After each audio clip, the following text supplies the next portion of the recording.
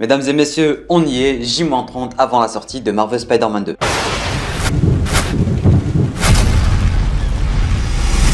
Mesdames et messieurs, bonjour à tous, bonjour à toutes, j'espère que vous allez tous extrêmement bien et bienvenue sur cette toute nouvelle vidéo dans laquelle on se retrouve pour revenir sur Marvel Spider-Man 1. Comme j'étais en train de le dire à l'intro de la vidéo, il reste exactement 30 jours avant la sortie de Marvel Spider-Man 2 et c'est l'occasion idéale pour revenir sur Marvel Spider-Man 1 que j'ai refait il y a à peine quelques jours de cela pour bien me remettre dans le bain en fait. Et bien évidemment, on va refaire la même chose avec Spider-Man Miles Morales aux environs du J-15 à peu près pour bien se préparer exactement au bon moment pour parler de Marvel Spider-Man 2. Alors durant cette vidéo, on ne va pas forcément parler que du gameplay, on va parler d'histoire, on va parler de ce que j'aime dans Marvel Spider-Man, ce que j'aime pas dans Marvel Spider-Man et spoiler, il n'y a rien que je n'aime pas dans Marvel Spider-Man. Bref, on va essayer de revenir sur tout le jeu en général, de revenir sur l'histoire, sur les personnages, sur le gameplay aussi, sur tout ce que j'aime en général et ce qui fait en fait que Marvel Spider-Man soit un aussi bon jeu que ça. On va parler aussi des DLC bien évidemment parce que voilà, je voulais vraiment faire une vidéo qui regroupe tout ce qu'il y a à dire à propos de Marvel Spider-Man pour bien nous mettre dans le bain pour Marvel Spider-Man 2. Du coup, accroche-toi bien jusqu'à la fin de cette vidéo, tu peux laisser un petit pouce bleu, t'abonner à la chaîne YouTube, ainsi qu'activer les notifications pour ne pas rater du prochain contenu sur la chaîne YouTube. Et sur ce, c'est parti. Alors, Marvel Spider-Man 1 est un jeu que j'affectionne énormément et particulièrement, c'est limite le meilleur jeu auquel j'ai joué de toute ma carrière d'ancien gamer, on va dire, parce que oui, ce n'est plus forcément trop le cas. Maintenant, quand je suis sur la console, je joue uniquement aux jeux qui m'intéressent à un niveau que tu peux même pas imaginer. Pour vous dire, même Gotham Knight, je l'ai même pas fini en fait. Il y a que les jeux en fait qui m'intéressent à un niveau vraiment au-dessus des autres auxquels je vais forcément jouer parce que je trouve ni le temps ni l'énergie de jouer à des jeux vidéo. Et si le moi gamin me voyait dire ça, il m'aurait très clairement tué, hein. Je le dis là maintenant cash, il m'aurait très clairement tué. Mais en tout cas, Marvel Spider-Man 2 est un jeu que je refais au minimum 10 fois et dans 5 fois à 100%. Je l'ai aussi refait il y a quelques jours de cela pour bien me remettre dans le bain en fait, pour pouvoir vous proposer cette vidéo. Alors l'histoire du jeu est simple, efficace et c'est la meilleure adaptation qu'on ait jamais eue pour une adaptation Spider-Man. Je veux dire, il y a tout le côté responsabilité, tout le côté Spider-Man, le côté ami, le côté famille, il n'y a rien qui ne va pas avec ce jeu. Et ce qui fait en fait de ce jeu une des meilleures, voire la meilleure histoire qu'on nous ait jamais racontée avec Spider-Man, c'est tout simplement le fait que ça soit un jeu vidéo et que ça soit pas un film ou une série. Pour le coup, ils auraient condensé des trucs. Là, vu que c'est un jeu, ils peuvent prendre des centaines de millions de milliards de libertés, ils peuvent prendre les personnages qu'ils veulent, ils peuvent tout proposer l'histoire qu'ils veulent, ils s'en foutent éperdument parce que c'est un jeu vidéo et ça n'aura pas forcément une grosse logique en fait. Du coup, ils nous ont proposé les Sinister Six, ils nous ont proposé le personnage de Peter, ils ont pris un risque incroyable à proposer le personnage de Miles alors qu'il venait à peine d'arriver dans le marché on va dire parce que voilà, le jeu il date de 2018, Miles c'était 2016 normalement si je dis pas de bêtises, la toute première apparition de Miles en comics. Bref, c'était un risque incroyable de mettre Miles Morales et surtout en fait de faire en sorte qu'il soit mordu par la fameuse araignée radioactive et du coup le teaser pour Marvel Spider-Man 2. Bon, à la base on croyait que c'était Marvel Spider-Man 2, finalement 2 ans après ils nous ont annoncé Marvel Spider-Man Miles Morales. En tout cas, comme j'étais en train de dire, l'histoire de ce Spider-Man en fait elle est incroyable. Ils ont réussi à réinventer le personnage de Spider-Man mais pas trop quand même. Ils ont juste changé le costume en fait, le caractère pardon du personnage de Peter, bah c'est le caractère d'un personnage de Peter lambda en fait, c'est Peter Parker, ce personnage là c'est Peter Parker. Il arrivait pas à jongler entre ses responsabilités, sa vie de Spider-Man, sa vie au fils, sa vie avec MJ parce que oui le jeu il commençait avec un Peter qui avait rompu avec MJ etc etc. Du coup nous ce qu'on aime dans un Spider-Man, ce qu'on aime quand on regarde un film, une série, un truc qui a rapport avec Spider-Man, c'est voir ce côté responsabilité, c'est voir Spider-Man en bavé, voir Spider-Man qui n'arrive pas à gérer et là on nous propose un Spider-Man qui est Spider-Man depuis quand même 8 ans et ça ce n'est pas rien et qui arrive toujours pas à gérer. Bon on voit qu'il gère un peu, il a un petit appartement et dès le début du jeu, allez hop il a perdu son appartement, on nous montre dès le début du jeu qu'il est plus avec MJ etc etc. Et plus on avance dans le jeu en fait, plus sa relation avec MJ s'améliore, à la fin ils finissent ensemble et pour le coup c'est la meilleure adaptation qu'on ait jamais eu de MJ et cette MJ elle est même meilleure que les MJ des comics parce que la MJ du film, s'il y en a qui vont oser dire que la MJ du film elle est bien, bah vous avez pas goût, hein, vous avez pas un bon goût tout simplement. D'accord, Gwen elle est incroyable, mais en parlant des MJ en général, la Mary Jane Watson de Marvel Spider-Man c'est la meilleure Mary Jane Watson qu'on ait jamais eu, comics, films, séries, animés y compris. Bon animé peut-être, à la limite on a Ultimate Spider-Man ainsi que Spectacular Spider-Man qui ont limite une bonne MJ, mais là pour le coup la MJ de Marvel Spider-Man c'est limite une version de Gwen en fait, c'est limite une fusion entre MJ et Gwen et c'est ce que j'adore énormément. C'est un peu aussi une Lois Lane on va dire, parce que voilà, les journalistes, elle n'arrête pas de se mettre dans la merde, etc., etc. Et du coup, c'était ça en fait qui avait touché la relation entre elle et Peter. Et plus ça va dans le jeu, plus ça va s'améliorer. Les gameplays de MJ, alors j'ai vu beaucoup de monde qui n'aime pas forcément les gameplays de MJ. Personnellement, ça me dérange vraiment pas. J'aime plutôt bien le gameplay de MJ, contrairement à Miles où je l'ai trouvé un peu chiant parfois, parce qu'en fait, tu te sens un peu impuissant quand tu joues avec MJ ou Miles, tu vois. Et du coup, c'est ça qui me dérange un peu. Mais j'ai hâte de voir Marvel Spider-Man 2. J'ai hâte de jouer avec MJ dans Marvel Spider-Man 2 et j'espère que ça sera le cas. Imaginez, dans Marvel Spider-Man 2, on peut jouer avec MJ qui est en train de fuir Peter avec le symbiote. Un genre de threat horreur, un truc dans le genre et tout, ça serait vraiment incroyablissime.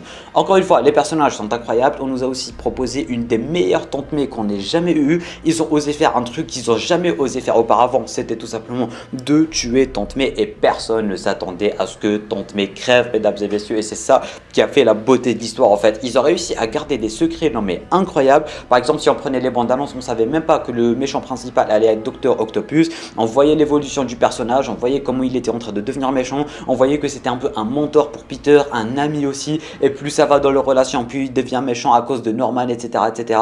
À la fin du jeu, non mais vraiment, à la fin du jeu, on n'a jamais eu plus épique dans du Spider-Man. Et par épique, je pèse mes mots. La musique, les dialogues, le combat final, Peter qui se battait contre Otto, tu étais mon ami Otto et tout. Vraiment, il y avait un sort des trucs épiques en fait que je peux même pas imaginer et qu'on n'a jamais eu dans une adaptation Spider-Man. Et par épique, je pèse mes mots et je veux dire épique en majuscule en fait. Épique, genre les dialogues, les discours, les combats, la musique super épique dans le fond, dans la bataille finale. Et après quand Otto il tombe dans la tour de Scorp, il parle à Peter et lui dit excuse-moi, etc., etc. Vraiment, on ressentait la frustration, on ressentait à quel point Peter était déçu de son idole. Il lui disait ouais, tu étais mon idole, c'était tout ce que je voulais devenir, etc., etc. Et c'est ça en fait qui va rajouter du background à la mort de May Parker, parce que Peter, encore une fois, juste après ça, il a laissé sa tante mourir parce que... Et en fait, on se rendait même compte que May, elle savait que Peter était Spider-Man et tout. Et je vais pas vous mentir qu'en 2018, j'avais pleuré toutes les foutues larmes de mon corps.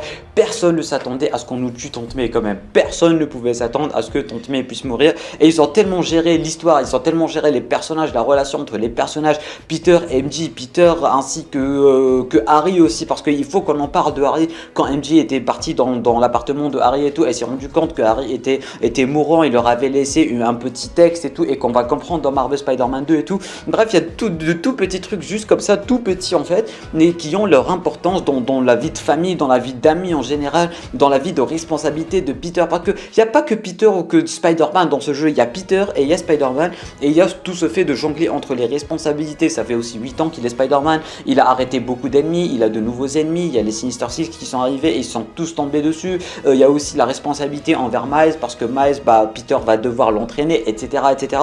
Et plus ça va, plus on a d'anciens personnages de l'histoire de Peter qui vont refaire surface. Je parle notamment des DLC avec Black Cat dont on ignore encore toute l'histoire en fait, parce que Black Cat elle n'est pas apparue si longue que ça, et on sait qu'elle va apparaître dans le 2 et j'espère qu'on va en savoir plus, que ce soit notamment concernant son fils, sa relation avec Peter, etc., etc.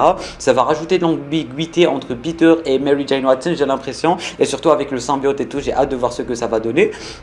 Mais en tout cas, tout ceci pour vous dire en fait que cette adaptation Spider-Man, c'est la meilleure adaptation Spider-Man. Et même si on n'aime pas le jeu, même s'il y a un truc qui nous dérange dans le jeu, on ne peut pas dire que cette adaptation Spider-Man n'est pas une des meilleures adaptations, pour la simple et bonne raison que tout ce qui fait de Spider-Man est présent dans ce jeu. Tout ce qui fait que nous, en tant que fans de Spider-Man, on aime Spider-Man est présent dans le jeu. Bon, s'il fallait prendre quelques points négatifs, il faut bel et bien ne pas oublier Screwball. Screwball, mais quel personnage chiant à mort, hein. Les quêtes de Screwball, c'est un délire incroyable et j'espère qu'on ne le reverra pas, parce que voilà, l'histoire est incroyable, mais oui, si on va un peu se baser sur les quêtes annexes, les quêtes secondaires et tout, c'est vrai que c'est vraiment pas ouf, notamment Screwball. Bon, Taskmaster c'est limite bien, mais c'est un peu la même chose que Screwball en fait, c'est répétitif, à chaque fois ça se répète, ça se répète, ça se répète, et avec tous les DLC en fait, ça se répétait encore plus, et du coup tu devais faire Screwball 3 fois, avec 5 missions par 3 fois, tu vois, c'est limite infaisable. insupportable et c'est chiant, c'est chiant, c'est chiant et le personnage est chiant en lui-même.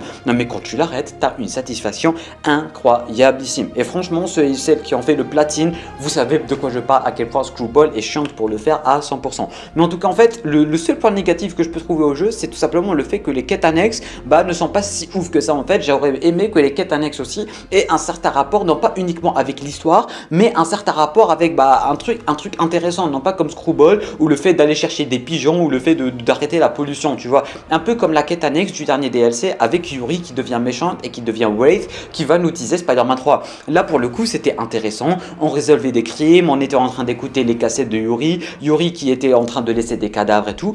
Pour le coup, je trouvais ça intéressant et c'est limite une des seules quêtes parallèles qui était intéressante parce que ça avait avancé l'histoire, ça a un rapport avec l'histoire et ça a un rapport avec une vraie histoire en fait, contrairement aux autres quêtes annexes où tu vas rattraper des pigeons, où tu vas arrêter la pollution, t'en as rien à foutre mais t'es obligé de les faire pour aller au 100%. Du coup j'espère qu'avec Marvel Spider-Man 2, le côté quête annexe en général va s'améliorer. En ce qui concerne le DLC avec Hammerhead et compagnie, je vais pas vous mentir que j'en ai absolument rien à battre de ce DLC. Alors il est cool, c'est intéressant, le premier était vraiment cool, par contre le deuxième il était vraiment pas ouf et le troisième aussi il était vraiment pas mal.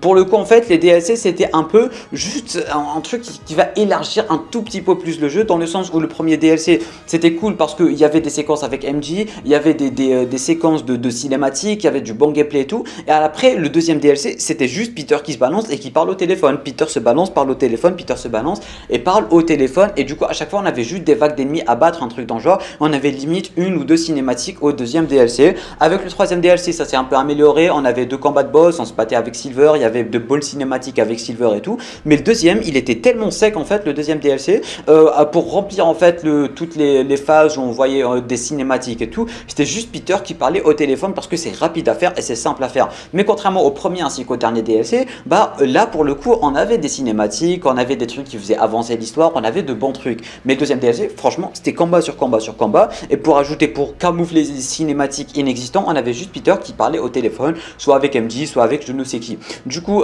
Hammerhead il est pas si imposant que ça, pas si incroyable que ça, le combat final contre lui il est pas si incroyable que ça. Les DLC de Marvel Spider-Man ils sont cool, hein, et ça rajoutait un peu des trucs d'histoire, que Peter, MJ, Peter Sable, Peter ainsi que Felicia, et ça proposait le personnage de Felicia. Mais si on oublie ces trois petits points, Felicia, MJ ainsi que Sable et un peu Hammerhead, le DLC il est pas si ouf que ça, et il est juste là pour rallonger un peu l'histoire et rallonger un peu le gameplay. Du coup j'espère que du côté de Marvel Spider-Man 2 on aura des DLC un peu plus conséquents et qui vont ressembler au premier ainsi qu'au dernier DLC, mais en plus avec des cinématiques, avec moins de gens à battre, parce que c'était combat sur combat sur combat sur combat sur combat, tu te battais contre des centaines de spires pour rien, c'était chiant, chaque 2 minutes tu devais te battre contre des spires et c'était vraiment chiant, c'était juste pour remplir. Mais en tout cas avec Marvel Spider-Man 2 j'espère qu'ils vont oublier ce petit point. Alors Hammerhead c'était cool, mais ça s'arrête là, rien d'imposant, rien d'extravagant, on ressentait pas forcément l'impact dans l'histoire et tout, parce que voilà, c'est un DLC et c'était pas forcément un des méchants les plus emblématiques de Spider-Man, tu vois. Et du coup pour un DLC je pense que ça peut un peu faire l'affaire, et je pense qu'on a un peu fait le tour du côté de Marvel Spider-Man. Bref, le jeu est incroyable, je le trouve très beau, et même maintenant en voyant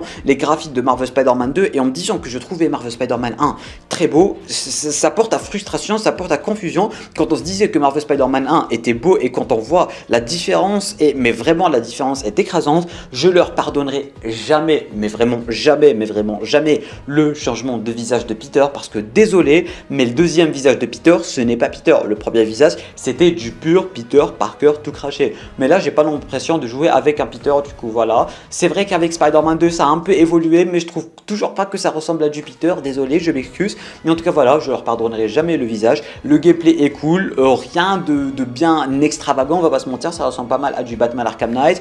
Les combats sont cool, l'infiltration est cool, les gadgets sont super cool aussi, les costumes n'en parlons pas, il y a des costumes incroyables, mais je trouve qu'avec le jeu on peut notamment bien plus s'améliorer, parce que personnellement je préfère bon, je vais pas dire qu'il y a un gros écart entre truc dans le genre, mais j'aime bien vraiment le système de balancement des jeux Amazing Spider-Man 1 ainsi que Amazing Spider-Man 2, et le fait que la caméra soit bien plus proche du personnage de Peter ou de Miles tout simplement. Du coup voilà, avec le 2, s'il pouvait améliorer un peu plus le balancement, la fluidité, la vitesse, l'aérodynamisme et tout, je pense que ça va pas forcément gêner beaucoup de gens. Mais en globalité, le jeu est un 10 sur 10, le gameplay est un 10 sur 10, l'histoire est un 10 000 sur 10, la meilleure histoire qu'on ait jamais eu avec Spider-Man. Les personnages, l'évolution des personnages, la relation entre les personnages, personnages, il n'y a rien qui ne va pas. La relation Peter, MJ qui est incroyable, Peter et sa tante, Peter et Miles, Miles et sa mère et tout, c'était vraiment cool, c'était prenant comme histoire. Tu t'attaches au personnage, tu t'attaches à Peter ainsi que sa relation aussi avec Otto, tu vois la dégradation d'Otto, tu vois à quel point Norman est un salaud, ça te tisse bien le 2 et c'est tout ce qu'on aime dans du Spider-Man.